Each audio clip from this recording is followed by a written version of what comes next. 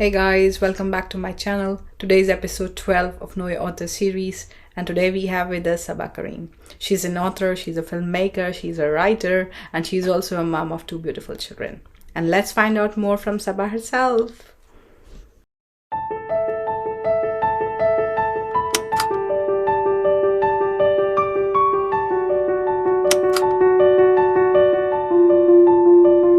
Do you see recording is on? Yeah, recording is okay. Hello everyone, welcome back to my channel. So today we have Saba Karim with us. She's an author, she's an award-winning filmmaker, she's an educator whose writing has appeared in leading newspapers in Pakistan and internationally as well. She has studied anthropology at University of Oxford, and currently she works and lives in UAE. She's also a mom to two beautiful children, and Skyfall is a debut novel. Welcome, Saba. Hi, Sana. Thank you so much. What a So wonderful. nice to have you. I'm so privileged, and I'm just so heartened that you mentioned the girls in the introduction because, that often gets missed out amidst all the writing and storytelling. People tend to not focus on that, and it's such an integral part of my identity. I'm really happy you mentioned that. Hey, we will talk about a lot of things. Yeah. So tell us, how does your normal day look like in this pandemic from past 1.5 years, which is not yet, over? Yeah, well, Sana, it's such an important question, so urgent because I'm really not sure what normal looks like anymore. I mean, for I would so say it's the new normal now. the new normal, New Bilkul, you're normal. right. And I feel like, a lot of last year and a large part of this year was also, me kind of coming to terms with the fact that it's felt like such a patriarchal pandemic. Of course, it's hit people who are in some senses on the margins everywhere. But I feel the impact on mothers and working mothers in particular has just been on, I think the burden is on steroids, really. That's how I felt it. So a typical day through that time has been alternating between practicing phonics and, the Hoover humming and me wiping tears on my toddlers' faces. So, it's that kind of combination. But recently they've gone back to school in the UAE now, which I think is, it's signaling a little bit of a move back to normalcy. Normal, yeah. So a typical day is like my NYU classes on Zoom because we're still online, and then the book tour is obviously ongoing. There's a bit of that every week, and I'm also in the midst of post production for this Me Too series, the web series that I'm doing, so that eats up some of my time.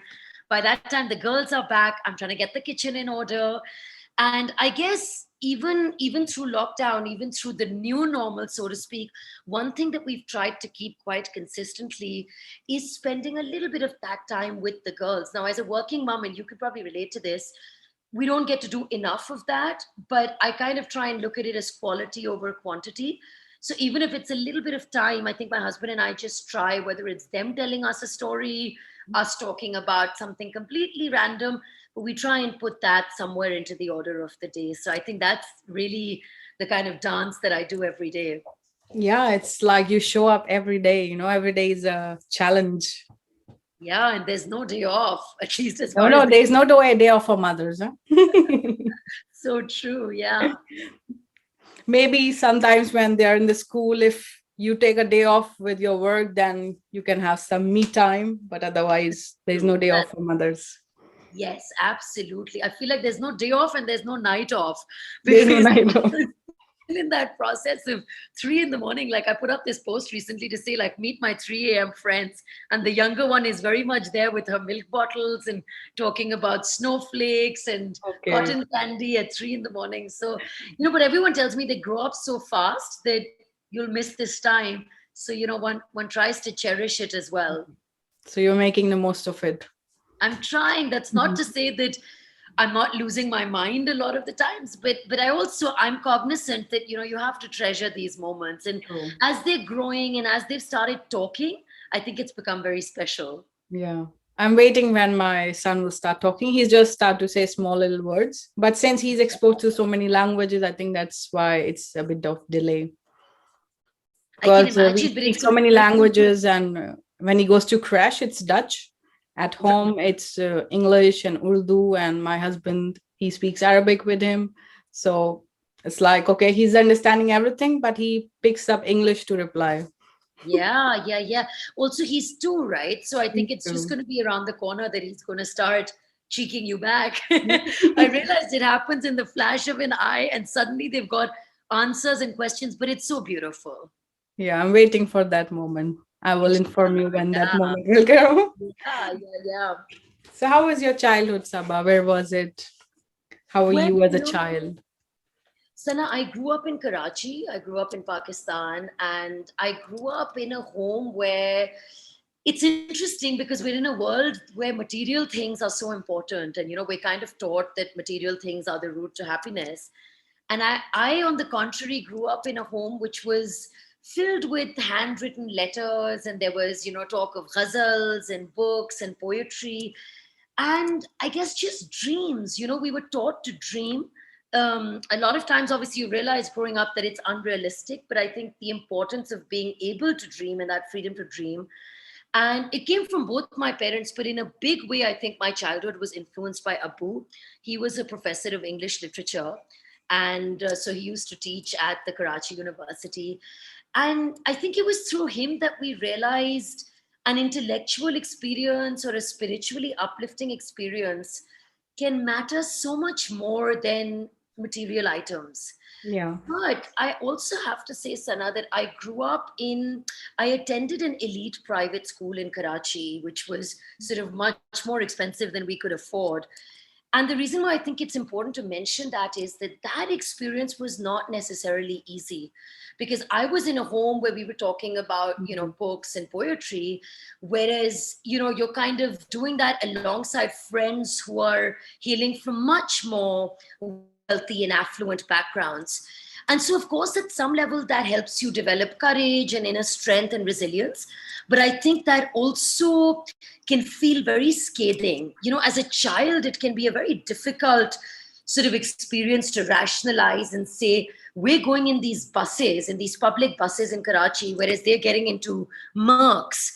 And so, of course, I can romanticize it and say, oh, it made me so strong. But in those moments, I think it had its moments of trauma as well. I think what worked as a foil to that was the home environment I was telling you about. So Abu kind of, for the 25 years of my life that he was alive, he never once raised his voice on us. And I think that's the male role model I've seen. And it's very important for me, Sana, that he taught us how you can parent based on respect rather than fear. So I never came home at a certain time out of fear that he's going to get upset, but I think he was out of respect for his values. And I feel that's it's such a difficult balance to strike.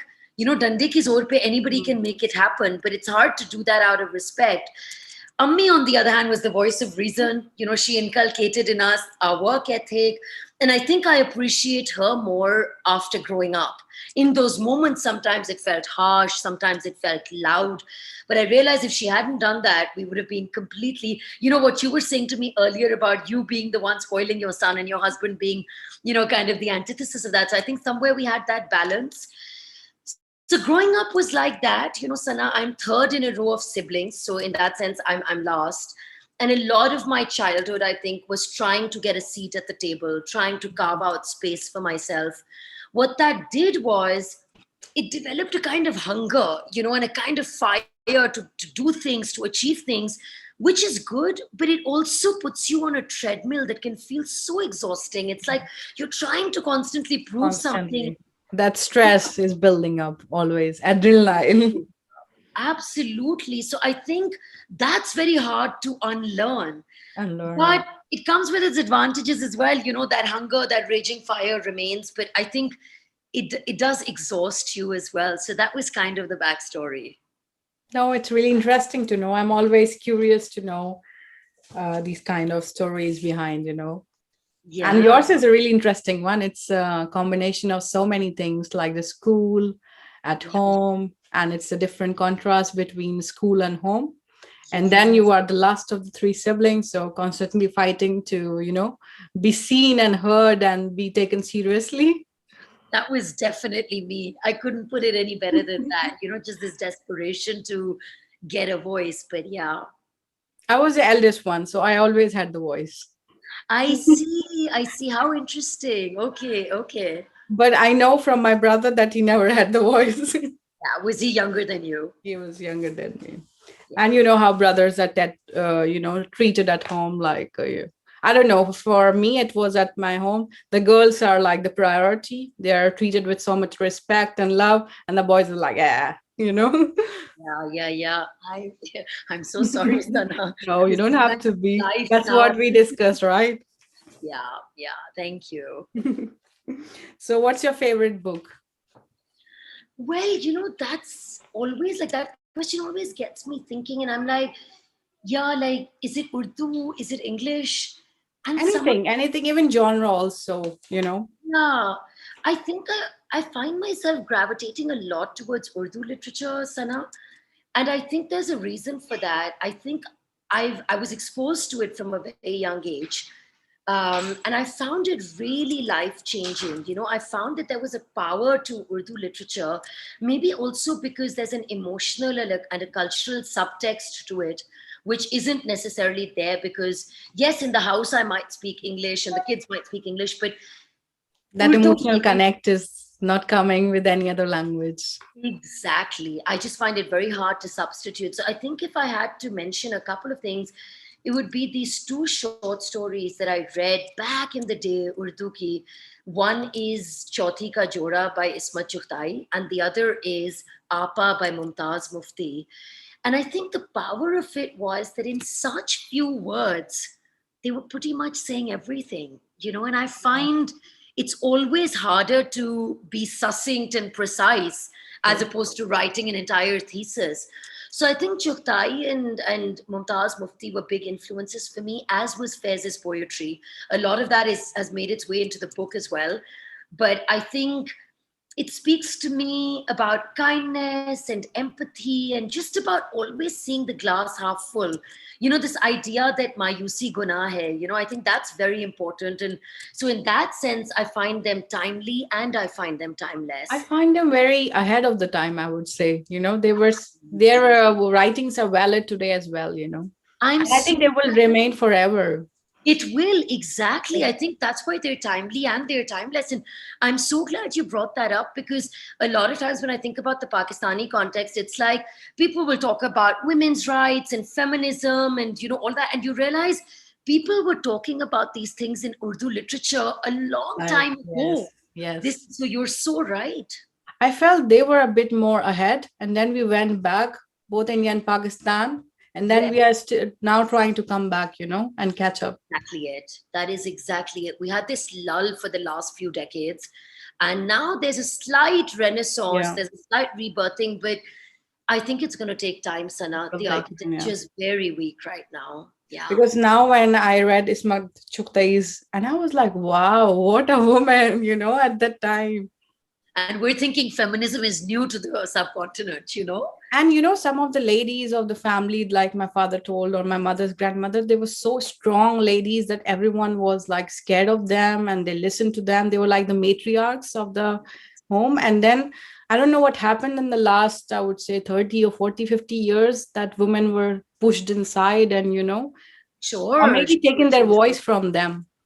That's exactly it, right? Like, I think a reclamation of that voice really needs to happen. Somewhere Yeah. it got lost.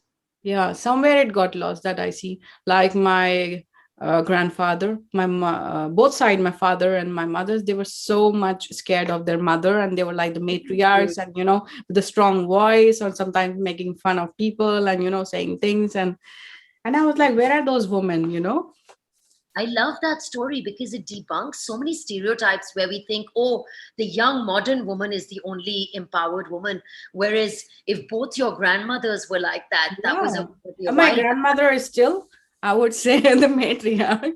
My Yeah, grandfather was always very quiet in front of her. right, right, right. How And they had a interesting. really nice, beautiful love story. I never saw them arguing, or, he was always waiting for her to eat together, or, telling her to wear this, or she's looking lovely, or writing some couplets for her. Yeah, yeah, that is so beautiful. I miss that kind of love. I tried to recreate it a little bit in Skyfall, and somebody asked me the other day, and I was like, that's just my idea of aspirational love, Yeah. exactly like you've outlined right now. So I'm like, okay, where are those women? And then I see like in 30, 40 years, somehow something happened. I haven't traced it back, what happened, but I feel that women they lost their voices in those years. Although they were in the house, but they were strong. I mean, they were role playing, but they were still strong women inside, you know. And 100%. now I see women, they're working, but they're still not that strong at home. Yeah, yeah, that's so interesting. It's such an important thing to talk about because we assume, oh, if she's a working woman, of course she's got a lot of agency. Of course she's strong. And, I totally agree with you that those two things don't necessarily have to go together. So let's talk about food. Since it's Ramadan, we are both fasting. Yes. What's your favorite food and drink? Well, Sana, I am the sort of person who can give up my mains for a dessert. So I'm going to go with I'm going to go with anything sweet, but I have to say Shahi Tukras are an absolute favorite of mine, and also coffee cake. So the really moist That's my coffee favorite cake. also. Yeah. Oh, Yeah, how wonderful. Yeah, the really moist coffee cake with coffee kind cake. of generous icing on it. Yeah. And that makes my day, you know. Yes, exactly. So I think in food, that's it. But with drinks, until I lived in Pakistan, I was a big Pakola fan, and I was a Pakola and a Vimto fan. And also coffee for me in the mornings, I would start my day at NYU with a coffee. I've recently given that up, very recently, but coffee for me was quite staple. But now I also just enjoy, like, a simple lemonade, just lime water, but it has to have some sugar. So I'm not really the healthiest person, as you can tell. Life feels too short sometimes. Yeah, but I also feel you need that sugar rush if you're writing or you're stressed out. Being a mother, you always need some sugar. Absolutely, like little cubes in the bag all the time as a little backup. Yeah, yeah. Yeah. So what is fun time for you? Well, Sana, I think for me, I find beauty and satisfaction in really simple and intimate experiences and interactions. I think that's the kind of person I Mm. am. So there's a few things, I guess, that me time would encapsulate. The first is just a conversation that feels fulfilling. Mm. And it's so interesting when I think about this. It could be a chat I have with my 3 and 4 year old girls before bedtime, which, like we were saying, is all kinds of bizarre things. It doesn't have to be rational or make sense, right? But Yeah, yeah. see the joy on their face, and it kind of feels really sublime when there's no technological distraction. The phone is away because it's becoming so hard to find technology free time. But then also conversations with other people, like, so with my inner circle of friends, or with me, with my siblings. I think those are unfiltered moments. The other thing is music is a really big part of my life, so I feel it has a big sway on my mood, and I associate different songs with different moments and memories. I'll be listening to something, and And you also trigger back those memories when you listen to them again. that's it. So it could be love, or it could be pathos, or anything. It doesn't always have to be a good memory, but I think there's a power to music. And so music for me is definitely downtime, whether I listen to it or whether I play it, because I play the piano a little bit as well. And I Oh. realize I find playing the piano, like, it's like chanting. It has that kind of meditative healing quality. I'm not very good at it, but I try, and I find it calming. But the third thing is, Sana, that I'm one of those people that me time or fun time for me is when I'm close to nature. That doesn't happen a lot in the UAE just because of the built environment, but it happens especially when we travel or we're on a road trip. And again, it doesn't have to be like an expensive Mhm. getting onto a flight and going somewhere, but sometimes, I remember when I used to live in Islamabad, it would mean like me driving to Lahore, and those evening nighttime drives with the music on, that's definitely me Mhm. time. So yeah. Yeah, I can see that. So, what was the turning point of your life? I mean, there could be many turning points when, a person decides that he will do this or he will not do this anymore. Yeah. So, when did you decide? When did filmmaking came? And when did writing came? Yeah, well, as I was telling you earlier, my environment growing up was always about storytelling in some form or the other. I think that experience obviously sparked the initial excitement that, this. I remember on Saturdays we would go with my father and mother to the British Council, and we would. And some of my earliest memories are reading things like Charlotte's Web with Abu, or Little House on the Prairie, or Little Women. Those memories are really distinct. But I think there was one moment that really sealed it for me, and that was about 4 or 5 years ago at NYU. I was in this class. It was a winter class, and we'd invited the headmaster of a school in England to come and speak to the students. His name is Sir Anthony Seldon, and he was talking to our folks at NYU about mindfulness, about being in the moment, trying to block out the noise a little bit. And he quoted something that really stopped me in my tracks. I see that as a turning point for Skyfall, for the documentaries, for so much. He was quoting Sir Henry David Thoreau, and this is not the exact quote, but it kind of captures the spirit of it. He said something like, most men and women lead lives of quiet desperation and go to the grave with the song still in them. And he said, what's your song? Take 5 minutes and think about your song, think about your calling, think about what drives you beyond your resume and beyond always having to sell yourself and market yourself. What are the things you would do for your eulogy? And that morning, Sana, something within me really shifted. And I came home that night. I had had the girls, and I was talking to my husband late at night, and I said, Yusuf, what is my song? I mean, it kind of forced me to think about something that I'd been putting off for a long time. There's always an excuse, or we need the paycheck, or the bills, or the kitchen, or I'm a mother. But I just realized that morning that I think storytelling was my song. And so I think that's where, across mediums of film and books and whatever, journalistic articles, but I realized it's a way to touch people's lives, to create impact and to unlock people's minds. So I think that was the turning point for me. That's great to know. And now I figure out basically that you are a storyteller, So it's just a medium, whether it's writing or the movies, but the storytelling is the core, I would say. Very much. I think amongst all the labels, the only two I embrace probably are mother and storyteller.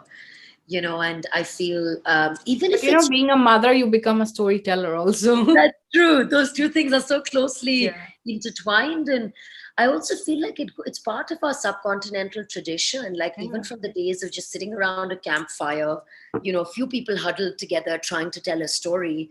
And then we pass that on through generations. And I think the beauty of it for me is that our stories will outlive us. So, long after we're gone, they will remain, and our kids and their kids and so on and so forth. So I think that was the turning point for me. Like we are discussing Ismat Chuktai, so they will discuss later, This book is from Saba Karim. Inshallah, yes. Inshallah. Absolutely. That's exactly the spirit, yes. And when did you realize that you should get your book published? Did you write it first, or did you had already a contract with publishing, or you? I wrote it first, Sana. I wrote it. Actually, the background is such that I don't have a traditional degree in writing. As you know, the structure in Pakistan, the ecosystem is so fledgling, there's nothing. And I had no kind of real access to an inner circle in publishing, no nepotistic kind of foot through the door. And so, of course, I had a lot of these moments. And I think it's important to talk about that because today you'll see Skyfall on a bookshelf and it feels like, what was the story? What was the journey behind this? Yeah. And we almost don't speak about that chaos and those challenges enough. So I think my journey was the biggest challenge probably for me. Yes, to answer your question, I wrote the book first, the entire book first. And I think the biggest challenge for me was related to that because we start with this mindset of, can somebody just give me a contract and then I'll write you a great book? But where's the guarantee? As human beings, we crave these certainties and we want that control to say, will I write 300 pages and what if I don't get a publisher? So I think that kind of mindset really, there was a lot of unlearning. I think I had to enroll myself in the school of unlearning for the last few years to say, you're not going to get those guarantees. Like, where's the credibility right now? Why should somebody take a shot on you without anything backing you up? So I think I think changing that fixed mindset and moving to a growth mindset, also to say, okay, you haven't conventionally trained in writing, but can you learn? Can you train yourself? Can you look for resources and tools and those sorts of things, you know?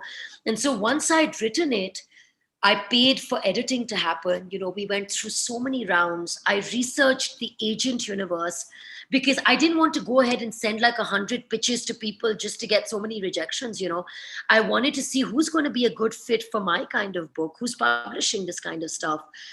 So, you know, I think in one word, Sana, the journey's been a big experiment. You were researching and learning on the way.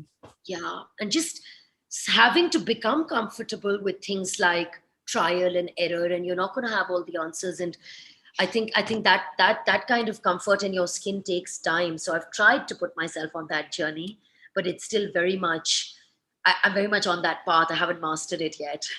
You will. Yeah. But I mean, this is my like 12th interview with the authors. So I'm talking to a lot of authors and maybe same questions. So you Yeah. can say it's like also a social experiment, Yeah, of course. because I get to hear different answers, different stories. So my mind is mapping in a different way of a lot of things.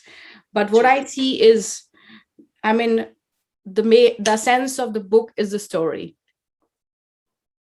So if you have the story and story to tell, and that story telling in the book, it will be a great book, because editing and everything can come. But the art of storytelling has to be there.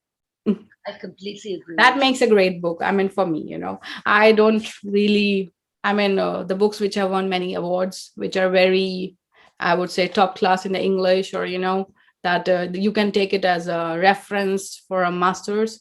But if it doesn't move people, it doesn't reach people. You are not seeing people with your book everywhere.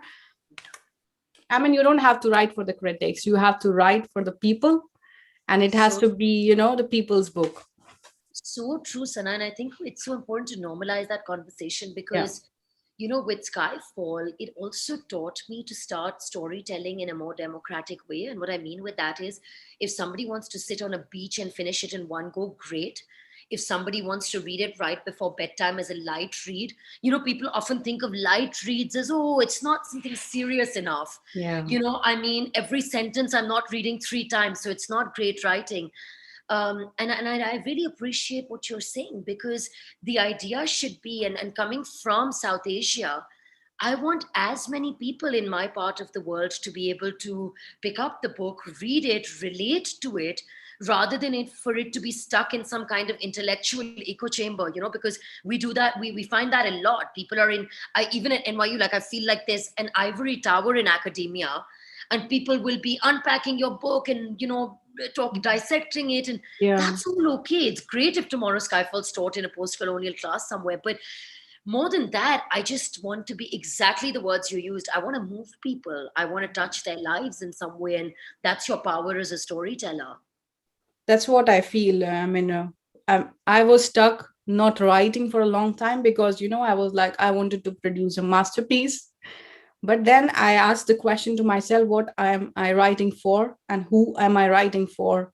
If it's to educate people, to move people, to open their minds up, then I don't need all those technicalities.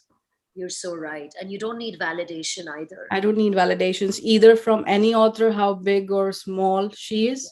It's all your integrity as a person Sure. that matters to me, And Like, I think that's so true because the day I realized that storytelling was my song, I always now ask myself this question. I'm like, if I mean that, if it's genuinely my song, I should unleash it irrespective of whether Bloomsbury publishes it or I self-publish it. true. Because I've got the heart and the crux of the story. So, you know, I think moving beyond validation becomes quite important as well. And were you asked to change like some parts of the story or somewhere? You know, that's actually I think one of the real highlights of my experience, despite all the challenges. There was very, very minimal interference with story and structure and plot. So That's great. Bloomsbury, in fact, in the very initial stages was like, We have no major structural edits. And I think that was heartening for me, Yeah. because I realized, again, there's India, Pakistan, there's so much going on. Had I written a hate-filled story between an Indian and a Pakistani, that would have probably, hate and vitriol sells much better. So I'm just so glad Bloomsbury allowed me to stay true to the spirit of the book and didn't try to peddle some kind of agenda just to make books, the copies sell. But no, there were no major edits to the structure. No, that's great to know, because one of the authors, she wrote a book. She's a American Palestinian author. Yeah. So she wrote the book and she went to the big publishers and they loved her writing. It's like, it's amazing. But there was one character in the book that they wanted to change. Oh, God. They was like, okay, because that character was white, and they were like, no, you have to change it. Description Yeah. of the character. Yeah. And she was like, this is the main, highlight of the story, that it talks about that white supremacy and Yeah. how, what's happening there. I will not change it. Oh, God, of course. Yeah. So You she want said to some of the days she really felt that the book will never see the light of the day. say, yeah, yeah, But yeah. then she found a publisher which was okay. So I was like, thank you that she didn't change it, I was for just going to say, I'm so glad that she didn't compromise her sort of creative spirit and the intent behind writing that character. yeah. Yeah. So Yeah. I'm learning every day. And as you said, I'm also unlearning so many things every day. Yeah. No, literally, I was reading a book to the girls last night. And even in that children's book, there was a line that said, is that there should be a school of unlearning. And I genuinely believe that. Yeah, we should all go to that school. Yeah. But I think that school is called life. We are already here. True, true. Yeah. And do you want to read something for us from your book, a passage? Yes, sure. I would be happy to read a passage. Yeah, there's this one part that it's one of my favorite scenes in the book, Sana. It's also the part that, where love is very prominent. And I just feel like we need that in this time of bleakness. And so that's probably the part I'll read, if that's okay with you. Yeah, completely. Okay. It wasn't entirely startling, yet I found it difficult to believe what I was hearing. I don't know which part of you I treasure more, but there's no point waiting much longer. I'm falling deeply in love with you, Rania. Asher's words echoed my thoughts from the night after the match, when I was recovering from Sherji's demand for me to begin my journey as a prostitute, a mujrewali, lying in bed, imagining a life of beautiful redemption with this man. I hope that explains it. Well, most of it anyway. He brought out a small box from his pocket, unfastened a pair of silver anklets, and placed them on my ankles. I turned towards him without meeting his eye, my senses filled with the smell of damp earth and flowers. I can never get you something so precious, I said. Stay with me, even if it's across thousands of miles for all the years to come. Instead, he settled the matter with a few blunt words. A starry lattice hovering on the horizon had lit up the sky. Nightfall. I had always imagined that the moment would take place by the moonlight, in a graceful, quixotic manner. My heart hammered in my chest frenetically. What bold, explosive fun it would be to spend a lifetime with Usher. I shut my eyes, desperate to cork up the wonder of this moment. The murmuring streams, the rustling pine trees, the myriad echoes of mountain life, tiny or large, contributed to the rich tapestry of life, allowing us to explore the beauty of Kashmir's cliffs and lakes in a usually crazy world. For a while, the prospect of love, as I'd always imagined it, was thinkable again. For the record, I finally responded in a trembling voice that wasn't fully my own. I will never forget that you asked me to spend our lives together in no man's land, this paradise that is Kashmir. The sea, the wind, the birds, they're freewheeling spirits. Nothing man made binds them. And souls are the same everywhere. Delhi, Lahore, Guantanamo Bay, Kashmir. That's what I love about being with you. There he was, crumbling the sky into stars. A lump grew in my throat. I felt the iron that Sherji had used on Ujala all those years ago, and it burnt bitterly. Burying my head in Asher's chest, I twisted my mouth into a smile, the smile of a child determined not to weep. As Jahane Rumi had told Asher, I had never learned to love in halves, and that filled me with fear, for I never wanted to be away from Asher. Such was his spark of life. It's beautiful. I see it. It's becoming a movie someday. I really hope so, Sana. I think, that would be like my Dream come true. ultimate, yeah, dream come true. That would be like on my bucket list. Also, whilst writing a lot of these scenes, I imagined them visually a lot. And, No, and I can see the visuals when you're reading. I imagined it, like a movie or a scene and the yeah, actor and and the actress. I hope so. I I really hope hope so. Yeah, so. inshallah, one day. Yeah, yeah. And I forgot one question, which was very important. I love that question. What is writing for you? Yeah. Well, writing for me, I think, in short, Sana, it's just transcendental. I think writing has a power to transcend the trappings of our everyday life, of even something like the present. And I think I find it very cathartic. Mm. It's not easy every day. I'm not going to pretend like every day, like 6,000 words will flow, but I do find that there's a therapeutic quality that writing has. And I think incidentally, or let me say ironically, that's what it did for me during the lockdown. A lot of people asked me what was it like working with Skyfall and publishing during the pandemic. And of course, we've spoken about this, that yes, it's been a very difficult time, but despite that, I think it had this ability to transport me into that world in Lahore, into onto those rooftops and those alleys. And really, there were moments I would be driving in the car. There would be nothing else one could do except take drives, and I'd have to snap myself out of that and say, "This world is not real. Well, it's real in my head, but it's imagined." And I Yeah. think that's what it does to you. So today, somebody asks me, "What does Rania look like? What does Asher look like?"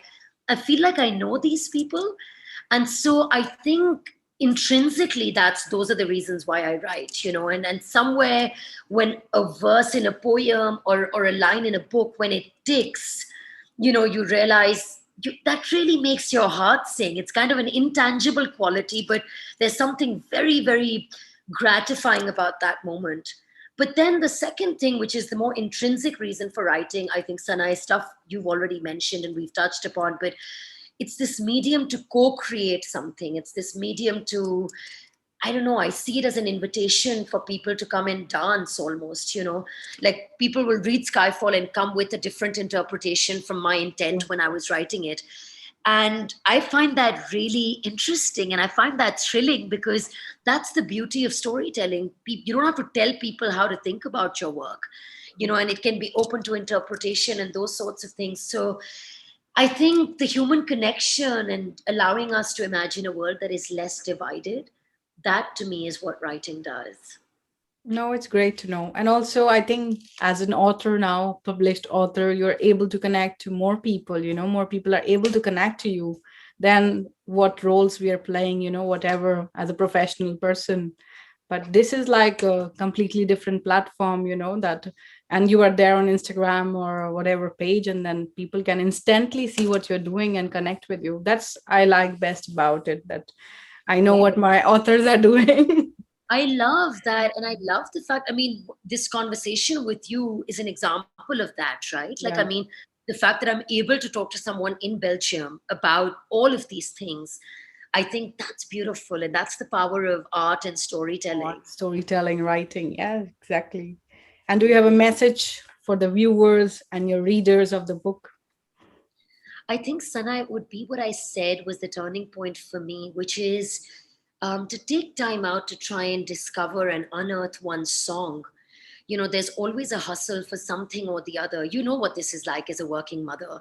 But there are different priorities for other people, like different directions that are pulling them as well. It's not just being a mother or working.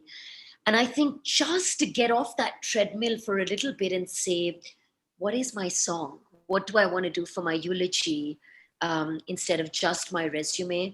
I think it would be a pity if life passed us by and we didn't discover that. At least try and realize what that is, and then put yourself on a path to saying, how do I sing this song? How do I tell it? How do I unleash it? That's, I think, the only big message. That's been my own learning in these last few years. And hopefully I carry that with the next things that I do, and I pass that on to my girls as well. Yes, inshallah. But it's same for me, if I'm not singing my song, I'm not happy. It's like something is stifling inside of me to come out. So I have to write, and I have to read, I have to write, I have to connect with people. And I think then I'm at peace. It's like, okay, I am one with myself, in that zen moment. Absolutely, I hear you. It feels so like, it feels like there's a healing power. It feels like a rhapsody, and you're so right. Like, I think it centers you, and Zen is exactly the word that comes to my mind as well. Yeah. Just to be able to sing that song. So thank you so much.